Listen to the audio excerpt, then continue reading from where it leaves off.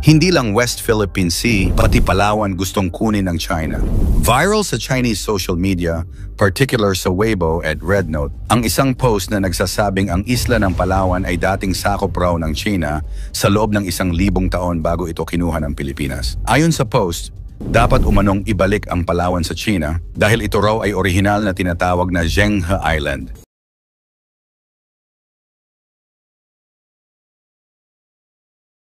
Ng China ngayon ang Palawan dahil di umano dati raw nila itong pagmamay-ari na pinangalangang Zhenghe Island. Hango daw ito sa isang sikat na Chinese explorer na si Zhenghe mula pa noong 1300s hanggang 1400s. Nagkalat ang balitang ito sa social media platforms na sikat sa China. Sa isang post sa Jihu, ang Chinese version ng Quora, may isang online user na nagsabing may malalim na koneksyon daw ang Palawan sa China mula pa noong sinaunang panahon.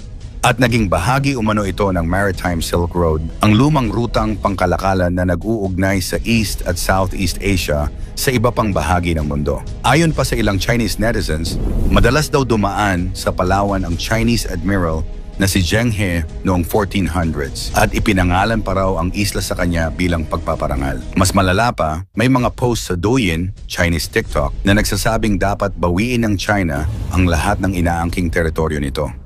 Pero mismong gobyerno ng China ay hindi kailanman nagdeklara ng opisyal na claim sa Palawan. Kaya bakit biglang lumalabas ang ganitong mga kwento sa social media? Pero alam naman ng karamihan na mahigpit ang control ng China sa kanilang social media platforms. Kaya hindi maitatanggi na maaaring parte talaga ito ng kanilang propaganda. Agad namang nagsalita ang National Historical Commission of the Philippines, NOHCP, noong February 28. Sinabi nitong walang batayan ang China sa sinasabi nilang kasaysayan ng Palawan at isang malinaw na pagtatangkang magpakalat lamang ng fake news. Makikita sa kumakalat na litrato ang isang di-umano lumang mapa ng China kung saan malinaw na makikitang parte ng kanilang mapa ang Palawan. Maring itinanggi ng NHCP ang mga paratang ng China, iginiit na ang exploration ay hindi nangangahulugang sovereign ownership. Ang pagdaan o pagbisita ng isang explorer sa isang lugar ay hindi nangangahulugan na kanila na ang teritoryo ayon sa NHCP. Dagdag pa rito, wala umanong ebidensya na may permanenteng pamayanang Chino sa Palawan. Wala ring anumang dokumentong nagpapatunay na ang Palawan ay bahagi ng anumang Chinese Empire noon. Sa katunayan, ayon sa tala ng historiador na si Antonio Pigafetta, na bahagi ng ekspedisyon ni Ferdinand Magellan noong 1521, ang Palawan ay mayroon ng matatag na pamayanan ng mga Pilipino bago pa man dumating ang mga dayuhan. Isa pang patunay nito ay ang Blood Compact na ginawa ng isang pinuno ng Palawan at mga banyagang manlalakbay. Isang indikasyon na ang isla ay may sariling sistema ng pamamahala.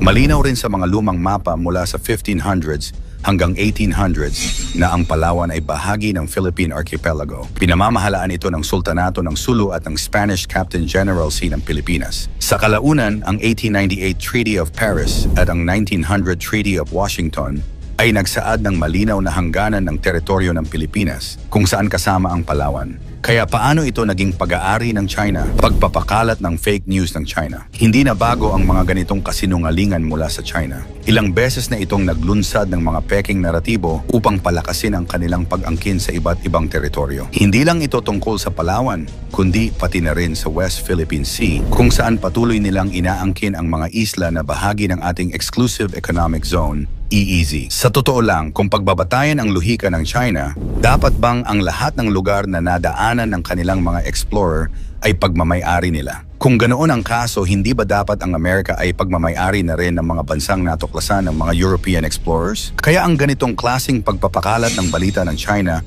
ay isang malaking kalokohan lamang.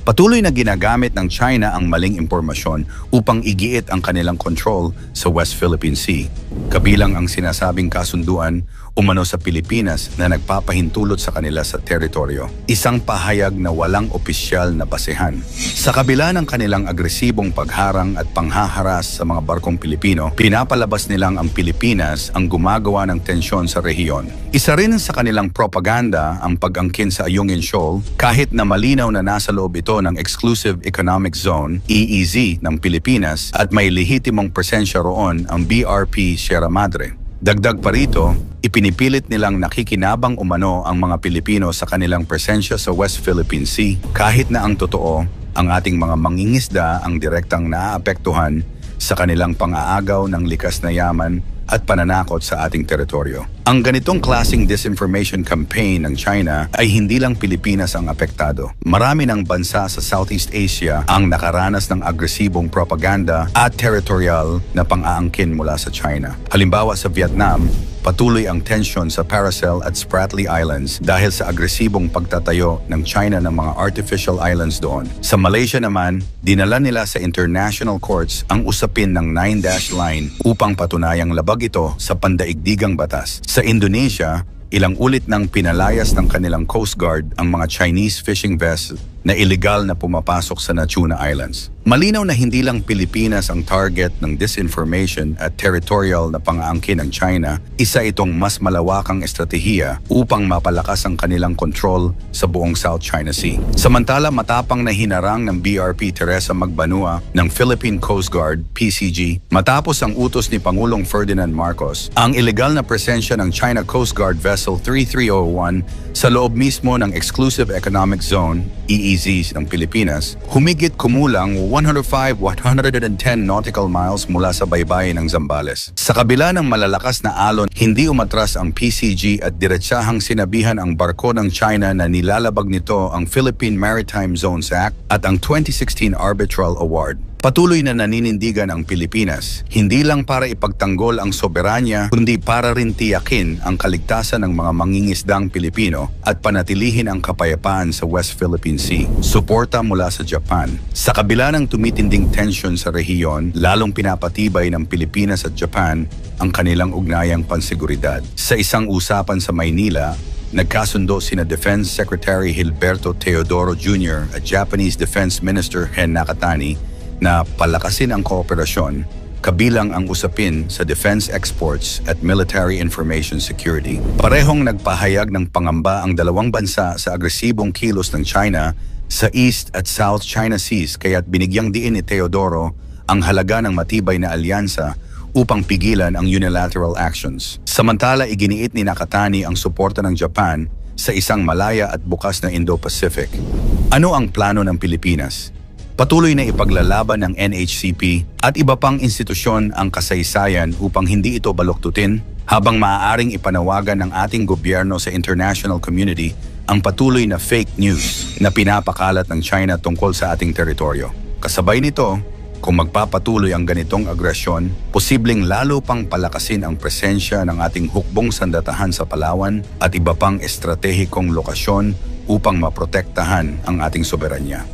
Muli na namang nagpakalat ng kasinungalingan ang China, sinasabing kanila raw ang Palawan. Ngunit tulad ng dati, walang ebidensya ang kanilang mga sinasabi. Malinaw sa kasaysayan, sa mga dokumento at sa mga mapa na ang Palawan ay bahagi ng Pilipinas at hindi kailanman naging bahagi ng China. Ang ganitong mga hakbang ng China ay hindi dapat baliwalain. Ito ay bahagi ng kanilang estratehiya upang dahan-dahang palakasin ang kanilang kontrol sa ating teritoryo. Kaya mas nararapat lamang na mas mapagmatyag pa tayong lahat dahil hindi lang lakas militar ang maaaring magamit upang manakop, kundi gamit din ang social media upang magpakalat ng fake news at manglason sa utak ng karamihan.